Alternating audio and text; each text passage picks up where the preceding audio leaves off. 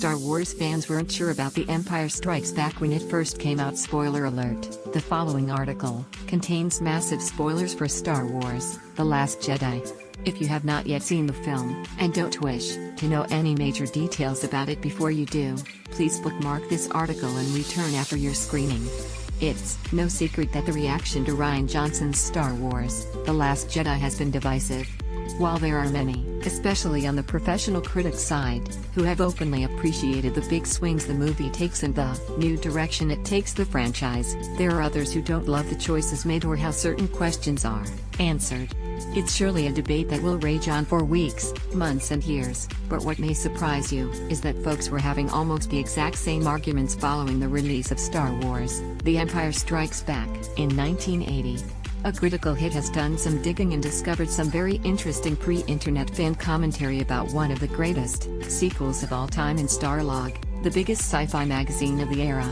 Looking at a few issues from the early 1980s, the site discovered some very interesting write-ins from Star Wars fans, including this little bit that should remind you about the ongoing fight regarding the revealed identity of Rey's parents in Star Wars: The Last Jedi. Wrote reader Robert LBD Scarola about The Empire Strikes Back: Is Luke related to Vader? Most think so now that Vader came right out and said it. Well, I say, do you believe everything you hear? Vader may have lied just to enlist Luke to his side. Vader would then dispose of Luke once he got what he wanted. Because many fans were hoping to learn that Daisy Ridley's Rey comes from some important bloodline in the Star Wars universe, there are many who have convinced themselves Kylo Ren might be lying to her about her parents being nobodies as an attempt to rattle her during battle. It turns out that this was very similar to an idea that was pondered by folks once it was said that Darth Vader is Luke Skywalker's father. Folks apparently wondered if maybe that big revelation would ultimately be reversed in what would become the Return of the Jedi, but we all know that didn't end up happening, and Rian Johnson himself has confirmed that Kylo is telling the truth. Some Star Wars fans have also taken some issue with the sense of humor portrayed in Star Wars: The Last Jedi, but it should also be recognized that there were some who didn't love the tongue-in-cheekness of The Empire Strikes Back either.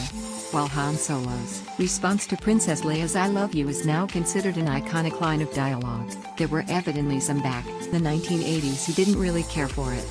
Wrote Jeanette Bogelpool, somebody should tell Harrison Ford that when a woman tells a man, "I love you," I know is not an acceptable response. That scene was not funny, it was infuriating. In the decades since the release of Star Wars: The Empire Strikes Back, of course, the movie has gone on to be seen as one of the greatest follow-ups of all time, adding some incredible depth to the 1977 original while further exploring and establishing characters who would go on to become pop culture legends.